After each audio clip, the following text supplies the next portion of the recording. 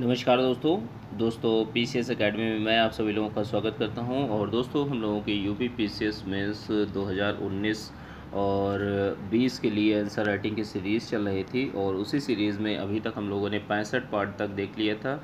आज हम लोग 66वां पार्ट देखेंगे। ठीक है, 66th पार्ट में हम लोग 2 प्रश्नों को देखेंगे। आज का जो प्रश्न है वो पेपर फर्स्ट का है, प्रश्न संख्या 131 है और 200 शब्द सीमा में इस प्रश्न को आप लोगों को लिखना है। इसकी पीडीएफ दोस्तों आप लोगों का पेड व्हाट्सएप ग्रुप चल रहा है, तो पेड व्हाट्सएप ग्रुप में ही आप लोगों को मिलेगी। ठीक है, चलिए आज का जो प्रश्न है उनको स्टार्ट करते हैं। ठीक है, आज का जो जीएस फर्स्ट पेपर का प्रश्न है और इस प्रश्न को लिखने से पहले जैसे जो ग्रामर की गलतियां हैं वो आपसे नहीं होनी चाहिए। जो इंट्रोडक्शन पार्ट है, बॉडी पार्ट है, कंक्लूजन पार्ट है, तो इन तीनों में एक एक कोटेशन, कविता, श्लोक, मूवी के गीत, बोल, इन सारी चीज़ों को ऐड कर सकते हैं, अपने उत्तर को बेहतर बना सकते हैं। और कुछ चीज़ें हैं कि जैसे अगर आपकी हैंड राइटिंग अगर अच्छी है तो आपको अच्छे मार्क्स मिलने की संभावनाएँ बढ़ जाती हैं। और क्या चीज़ें हैं कि जैसे जो उत्तर लिखते हैं तो उसमें लयबद्धता होनी चाहिए। ठीक है, डेटा, डायग्राम, इन सारी चीज़ों का भी प्रयोग करिए। और जैसे जो कीवर्ड होते हैं तो कीवर्ड को आप लोग क्या करिए कि अंडरलाइन करिए। ठीक है, जिससे एग्जामिनर पर थोड़ा सा अच्छा प्रभाव पड़ता है। ठीक है, चीज़ों को आप दिखाते हैं कि हाँ इन चीज़ों को आपको पढ़ना है। ठीक है, तो जो आप आज का प्रश्न है उसको देखते हैं कि वैश्वीकरण ने भारत में सांस्कृतिक विविधता के आंतरिक कोर, जिसको आंतरिक या कोर बोलते हैं, उसको किस सीमा तक प्रभावित किया है, तो स्पष्ट कीजिए। ठीक है, तो अब इन चीज़ों को, वैश्वीकरण का मतलब ही क्या है कि भाई ग्लोबलाइजेशन क्या है, हमारा समाज और जो अन्य देशों का जो समाज है वो एक माना जाए, पूरी आवाजाही, वो चाहे किसी भी चीज़ की आवाजाही अबाधित रूप से होती रहे। ठीक है, अब अगर समाज और सांस्कृतिक विविधता के संदर्भ में बात करेंगे तो वैश्वीकरण ने, ग्लोबलाइजेशन ने भारतीय समाज को बहुआयामी मतलब मल्टी डायमेंशनल लेवल पर प्रभावित किया है, भारतीय समाज को प्रभावित किया है और नए मूल्यों की स्थापना की है। कि भाई पहले क्या था, पहले मूल्य जिस तरीके से चलते थे वो नहीं थे। अब चीज़ें, पश्चिमी सभ्यता का प्रभाव हमें देखा जा रहा है, अन्य सभ्यताओं का भी प्रभाव देखने को मिलता है। तो अब इस समय क्या है, नए मूल्यों की स्थापना की जाती है, पुराने मूल्यों को बदलाव आते हैं। तो ये सारी चीज़ें होती हैं। ठीक है, अब जो वैश्वीकरण है, ठीक है, ग्लोबलाइजेशन है, तो ग्लोबलाइजेशन ने सांस्कृतिक विविधता के आंतरिक जो तत्व है या आंतरक है, ठीक है, या कोर है, तो इसको किस सीमा तक प्रभावित किया है। तो इसको प्रभावों को हम लोग सकारात्मक और नकारात्मक दोनों प्रभावों में हम लोग बहुत अच्छी तरीके से देखेंगे। ठीक है, तो देखिए सकारात्मक प्रभावों की बात कर लेते हैं। तो देखिए हमारे यहाँ, हमारे जो भारतीय समाज है उसमें जैसे लोकतंत्र की बात कही जाती है, लोगों के जो एक मतदान, भाई लोग ही सरकार को चुनते हैं, लोगों के द्वारा शासन किया जाता है। ठीक है, कहने का मतलब है जो जनता के प्रतिनिधि जो शासन व्यवस्था को चलाते हैं वो लोग ही लोगों के द्वारा चुनकर ही जाते हैं। ठीक है, समानता की बात की जाती है, लोगों में समानता को सुनिश्चित किया जा सके, लोगों के बीच में बंधुत्व की भावना को बढ़ाया जा सके। तो ये जो आधुनिक विचारधारा के जो तत्व हैं, तो इन विचारों पर भी बल दिया जाने की बात की जाती है। वर्तमान में क्या है, मानवाधिकारों की स्थापना की बात कही जाती है कि मानवाधिकारों, जो मानव के अधिकार हैं, ठीक है, तो उनको, उन चीज़ों का उल्लंघन नहीं होना चाहिए। ठीक है, जैसे जैसे देखिए किसी भी समाज में जब शिक्षा का स्तर बढ़ता है, ठीक है, शिक्षा का जब स्तर बढ़ेगा तो रूढ़िवादिता पर चोट होती है। ठीक है, तो वैसे ही भारत के परिप्रेक्ष्य में बात करते हैं तो भारत में अब शिक्षा का लेवल जो है वो बढ़ रहा है, लोग अधिक से अधिक मात्रा में शिक्षित हो रहे हैं। तो अब रूढ़िवादी जो चीज़ें चली आ रही हैं, ठीक है, तो उन चीज़ों को लोग नकार कर आगे की तरफ एक आधुनिकतावादी एक व्यवस्था में जा रहे हैं। ठीक है, तो कहीं ना कहीं ये चीज़ें हमें एक सकारात्मक प्रभाव के रूप में दिखाई देती हैं कि शिक्षा की वजह से रूढ़िवादिता पर हमें अत्यधिक चोट दिखाई देती है। और एक चीज़ और है कि जैसे जो शिक्षा जो है, शिक्षा में अगर बढ़ोतरी होगी तो लोगों को रोजगार अधिक से अधिक प्राप्त होंगे, तो लोग क्या है, आर्थिक रूप से सशक्त होंगे। ठीक है, तो ये चीज़ें हमारे यहाँ, चाहे महिलाएं हों, चाहे बच्चे हों, चाहे पुरुष हों, हर तरीके से अगर शिक्षा मिलेगी तो एक अच्छे समाज का निर्माण भी होता है और लोगों को रोज़गार भी मिलता है, जिससे समाज के लोग आर्थिक रूप से सशक्त होते हैं और समाज भी आर्थिक रूप से सशक्त होता है। और क्या ग्लोबलाइजेशन के अगर किस सीमा तक जो प्रभावित किया है आंतरिक को, तो इसमें महिलाओं की स्थिति में भी सुधार बहुत देखा गया है। महिलाएं अब आर्थिक रूप से सशक्त हो रही हैं। महिला सशक्तिकरण की बात कही जा रही, महिलाओं के अधिकार की बात की जा रही, बच्चों के अधिकार की बात की जाती है। तो ऐसी स्थिति में क्या है, महिलाओं की स्थिति में सुधार बहुत एक बड़ा मुद्दा उभर कर आया है और बहुत अच्छी बात है जो भारतीय समाज है उसमें ग्लोबलाइजेशन ने महिलाओं की स्थिति को काफ़ी हद तक सुधार किया है। ठीक है, आर्थिक रूप से सशक्त करने का कार्य किया है। और क्या चीज़ें हैं कि जैसे जब ग्लोबलाइजेशन होता है तो ग्लोबलाइजेशन से शिक्षा में बढ़ोतरी होती है, शिक्षा में बढ़ोतरी होती है तो रोजगार में बढ़ोतरी होती है, और रोजगार में अगर बढ़ोतरी होती है तो शहरीकरण को बढ़ावा मिलता है। लोग शहरों की तरफ पलायन करते हैं क्योंकि ग्रामीण क्षेत्र के लोग और क्या चीज़ चाहते हैं कि भाई हमें ज़्यादा से ज़्यादा पैसा मिल सके, उसको कमाने के लिए लोग शहरों की तरफ पलायन करते हैं और अधिकांश उसमें वो लोग वहीं पर बस भी जाते हैं। ठीक है, जातिवाद, बाल विवाह, इन सारी चीज़ों पर ग्लोबलाइजेशन ने चोट करी है। अब जैसे आप कुछ देखेंगे कास्टिज्म की अगर बात की जाती है तो जैसे जैसे आप दिल्ली के नज़दीक जाएंगे, जितने बड़े बड़े महानगर हैं उनके आप नज़दीक जाएंगे तो वहाँ पर आपको जो जातिवाद है कम दिखाई देता है, लेकिन अपेक्षाकृत जो ग्रामीण क्षेत्र हैं उनके, ठीक है, ग्रामीण क्षेत्रों में ये चीज़ें बहुत ज़्यादा दिखाई देती हैं। ठीक है, बाल विवाह पर भी चोट करने का काम किया है ग्लोबलाइजेशन ने। और क्या चीज़ें हैं कि जैसे सूचना संचार ने क्या है पूरे विश्व को, भारत और भारत के लिए विश्व से जुड़ाव, तो इन दोनों प्रक्रियाओं को आपस में समाहित किया है।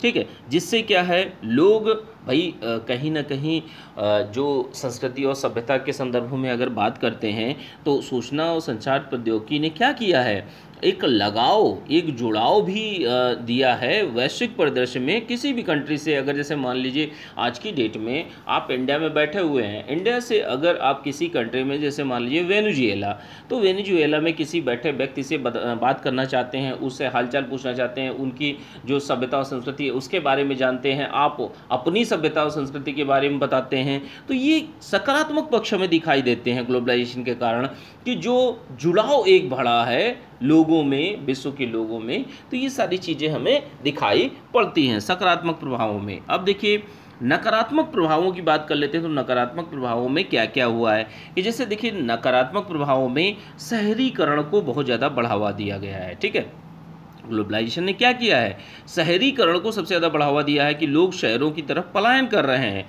और उसके चक्कर में क्या होता है, जैसे मान लीजिए एक कोई फैमिली है, ए नाम की एक फैमिली है, गांव में रहती है, अब उनकी शादी हो जाती है, लोग गाँवों से शहरों की तरफ पलायन करने लगते हैं। तो ऐसी स्थिति में क्या है, जो माता पिता है गांव में रहते हैं और जो उनके बेटे हैं वो अलग अलग शहरों में रहते हैं। तो ये कहने का मतलब है कि जो एक जॉइंट फैमिली होती थी उसका एक विघटन हमें दिखाई देता है। ठीक है, जो एकल परिवार है, अकेले नहीं हम अकेले रहेंगे, वैसे भी सभ्यता और संस्कृति में भी ये चीज़ें अब थोड़ी सी बदलाव आती जा रही हैं कि लोग अकेले रहना चाहते हैं।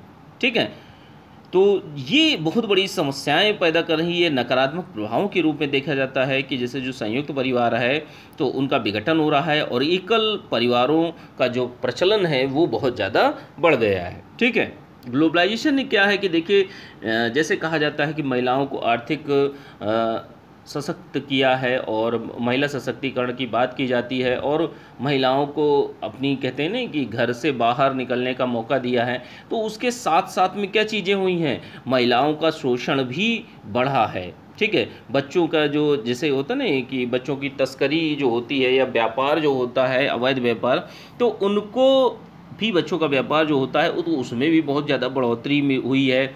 और जैसे पोर्नोग्राफी है तो इसको भी बढ़ाया है जो ग्लोबलाइजेशन है उसने।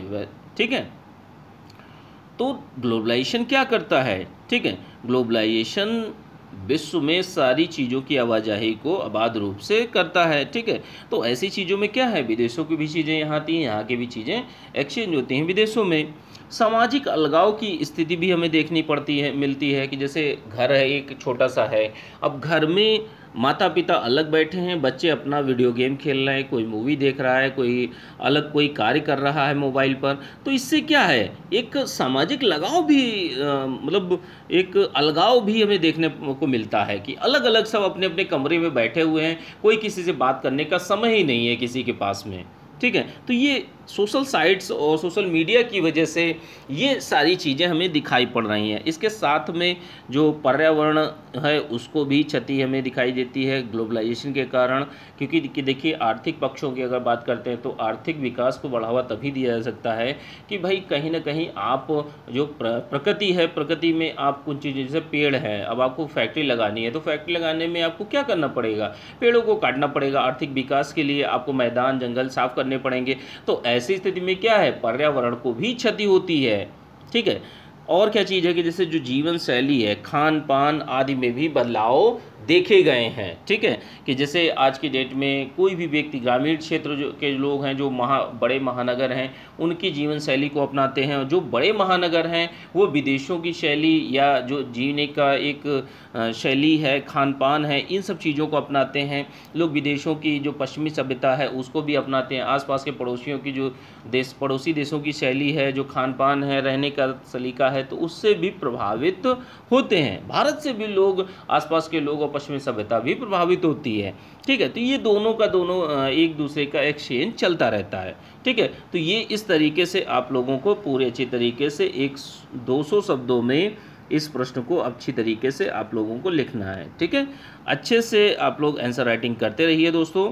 ठीक है, जितना अच्छे तरीके से हो आप लोग बेहतरीन तरीके से आप लोग आंसर राइटिंग करते रहिए। चलिए आज का दूसरा प्रश्न देखते हैं। आज का दूसरा प्रश्न जो है दोस्तों वह आपका करंट अफेयर का प्रश्न है। प्रश्न संख्या 132 है और 125 शब्दों में इस प्रश्न को आप लोगों को लिखना है। जैसे प्रश्न क्या है इसको देख लेते हैं कि जैसे प्रश्न को लिखने से पहले कुछ सावधानियां ध्यान में रखनी है कि ग्रामर की गलतियां नहीं होनी चाहिए। जो इंट्रोडक्शन पार्ट है, बॉडी पार्ट है, कंक्लूजन पार्ट है, तो इन तीनों में एक कोटेशन, कविता, श्लोक, मूवी के गीत, बोल, ये सारी चीज़ें ऐड कर सकते हैं और अपने उत्तर को बेहतर बना सकते हैं। इसके साथ में आपको क्या है कि आपके उत्तर में लयबद्धता होनी चाहिए। और क्या चीज़ें हैं कि इसके साथ में आपको क्या है, उत्तर में डेटा, डायग्राम, इन सारी चीज़ों का भी प्रयोग करना चाहिए। ठीक है, तो आज का जो प्रश्न है उसको देख लेते हैं कि जैसे राष्ट्रीय सांख्यिकी आयोग विधेयक 2019 की प्रमुख विशेषताओं को बताना है। तो देखिए राष्ट्रीय सांख्यिकी आयोग की जहाँ तक बात करते हैं तो राष्ट्रीय सांख्यिकी आयोग जो है, इसकी सिफारिश जो की थी रंगराजन आयोग की सिफारिश पर 1 जून 2005 को इसकी स्थापना की गई थी।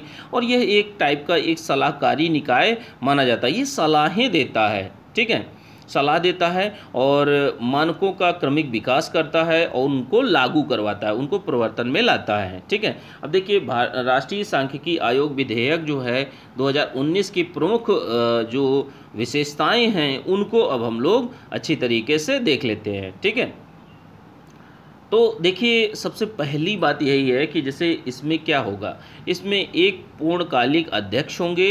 ठीक है, एक पूर्णकालिक अध्यक्ष और 5 पूर्णकालिक सदस्य होंगे। जो एक राष्ट्रीय सांख्यिकी आयोग विधेयक है, तो इसमें विधेयक में प्रावधान किया गया है कि राष्ट्रीय सांख्यिकी आयोग जो बनेगा तो उसमें क्या है, उसमें एक पूर्णकालिक सदस्य और 5 पूर्णकालिक एक पूर्णकालिक अध्यक्ष और 5 पूर्णकालिक सदस्य होंगे। आरबीआई के द्वारा, जो आरबीआई के गवर्नर जो हैं उनके द्वारा नामांकित डिप्टी गवर्नर भी इसके सदस्य होंगे। और क्या चीज़ें हैं कि जैसे भारत के सांख्यिकी विद के और पदेन सदस्य के रूप में मुख्य आर्थिक सलाहकार, ये सारे से मिलकर ये जो बॉडी है वो बनेगी।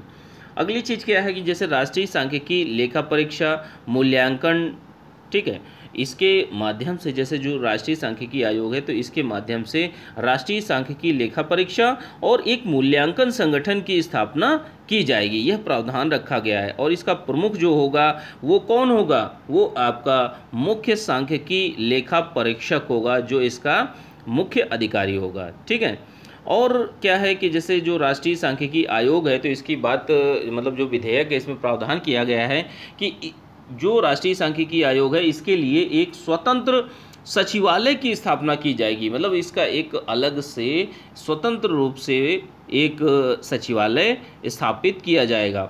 सचिवालय की जो अध्यक्षता है वो कौन करेगा? भारत सरकार के, ध्यान रखिएगा, भारत सरकार के सचिव दर्जे का एक अधिकारी होगा जो इस सचिवालय की अध्यक्षता करेगा। ठीक है। अब इसके कुछ कार्यों को देख लेते हैं कि जैसे राष्ट्रीय सांख्यिकी आयोग के कुछ मुख्य कार्यों को देख लेते हैं। तो जैसे देखिए, पहला कार्य क्या है? राष्ट्रीय नीतियों और प्राथमिकताओं की पहचान करना, कि जैसे मान लीजिए हमारे राष्ट्र में कौन कौन सी नीतियां बनाई जानी चाहिए, कौन कौन सी प्राथमिकताएं हैं कि हमें इस कार्य को सबसे पहले करना है, इस कार्य को बाद में करना है। तो इन सारी प्राथमिकताओं की पहचान करना, ठीक है, और उस पर आगे से आगे चीज़ों का निर्माण करना, ठीक है, क्रमिक विकास करना, ये सारी चीज़ें आपके राष्ट्रीय सांख्यिकी आयोग विधेयक 2019 के तहत कही गई हैं और राष्ट्रीय सांख्यिकी आयोग यह कार्य करेगा। और क्या है कि जैसे जो राष्ट्रीय सांख्यिकी आयोग है यह मानकों का भी निर्माण करेगा और आचार संहिता, तो इन सारी चीज़ों का भी विकास करेगा, जिससे कि जो संगठन में और जो लोगों के लिए है वो चीज़ें अच्छी तरीके से प्राप्त हो सकें। जो नीति निर्माण की प्रक्रिया है और जो नीतियां बनाई जाती हैं उसमें कौन कौन सी प्राथमिकताओं को पहचानना है और इनका विकास कैसे करना है, इनमें कार्य में लगे लोगों को एक आचार संहिता और मानकों के आधार पर चीज़ें क्रियान्वित करवाई जाएं, जिससे सही रूप में जो राष्ट्रीय सांख्यिकी आयोग है उसकी एक क्रियान्वित जो कार्यशैली है उसको, अच्छी कार्यशैली को भी सुनिश्चित किया जा सके।